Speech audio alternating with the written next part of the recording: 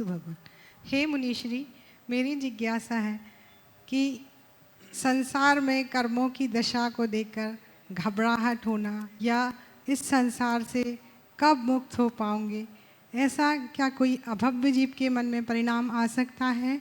क्या अभव्य जीवों को भी सम्यक दर्शन की प्राप्ति हो सकती है भगवान? शंका का समाधान। देखिए, संसार की विचित्रता को देखकर घबराना मेरी दृष्टि में ये एक प्रकार की दुर्बलता है। घबराहट नहीं होना चाहिए, जागरूकता आनी चाहिए। घबराना तो पलायन है, जागरूकता तत्परता है।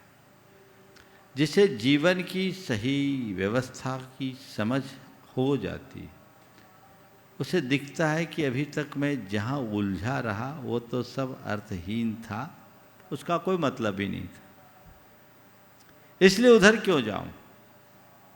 दो शब्द हैं, एक है उचाट और एक है वैराग्य। उचाट और वैराग्य दोनों एक से नहीं है।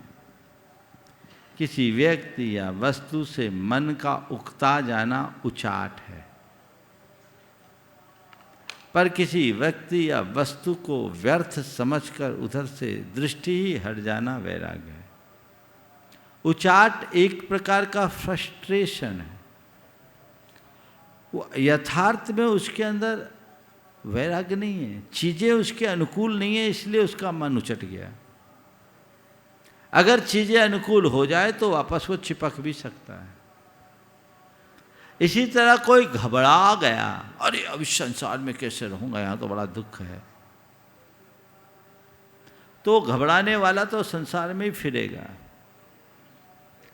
जो संसार के दुखमय स्वरूप को देखकर जागता है कि अरे संसार में इतना ही दुख है, चारों तरफ दुख है और मुझे इस दुखमय संसार से पार उतरना है, तो मुझे उस रास्ते को अंगीकार करना पड़ेगा जो मुझे पार लगाता है। समुद्र है विशाल, उत्ताल लहरें सुनामी जैसे उठ रही है, उसको देख करके अब क्या होगा, मैं मरा तो वो तो मर ही जाएगा।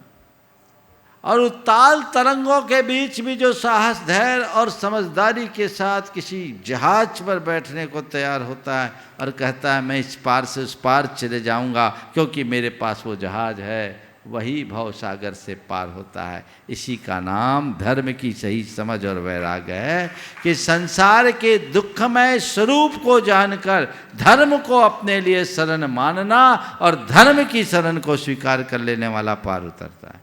तो धर्म की शरण स्वीकार करके पार उतरो, तब मार्ग आगे बढ़ेगा। घबराने वाला यहाँ भी घबराया, आगे भी घबराएगा।